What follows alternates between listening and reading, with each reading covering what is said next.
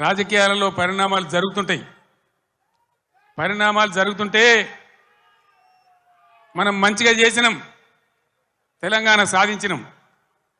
నేను మీకు ఒకటే మాట మనవి చేస్తా ఉన్నా, కొన్ని సందర్భాలలో అత్యాశకో దురాశకో లేదా మరో రకంగానో ప్రజలు మోసపోతారు.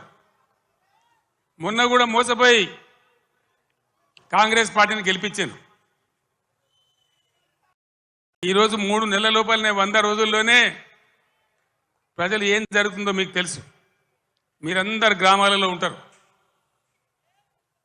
ఏం మాట్లాడతామంటే మేము ఎక్కువ ఇస్తాం,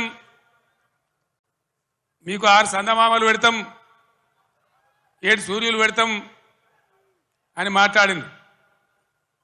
రైతు బంధు 15,000 వేస్తాం, కళ్యాణ లక్ష్మికి తులం బంగారం కల్పిస్తాం. ఇవాళ నోటికి మొక్కాలే 420 హామీలు ఇచ్చింది, బయలుదేరిండు. ఇవాళ ఏం మాట్లాడుతుండ్రు?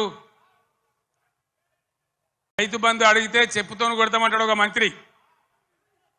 నేను చెప్పిన బిడ్డ, రైతుల చెప్పులు చాలా బందోబస్తుంటాయి, దబ్బన వాళ్ళు అదే పనికెత్తుకుంటే ఏమవుతుంది మీకు గతి అని కూడా నేను చెప్పిన. బందోబస్తు ఉండే ఆ రైతుల చెప్పులు.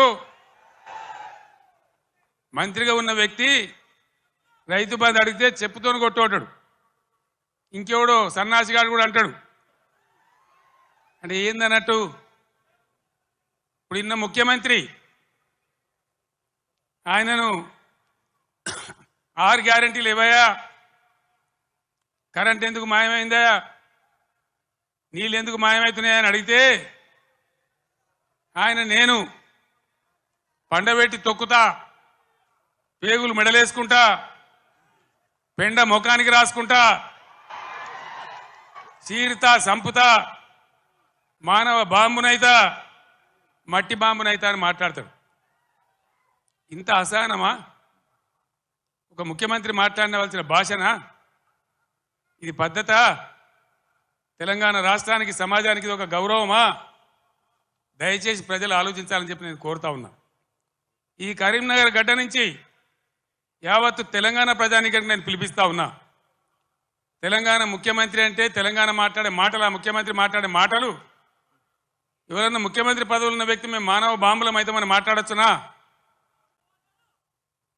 మాకు మాట్లాడరాదా? తిట్టానంటే తిట్టు తక్కువనాయా? ఇవాళ గీయాలకు మొదలు పెడితే రేపు గీయాల దాకా తిట్టచ్చు.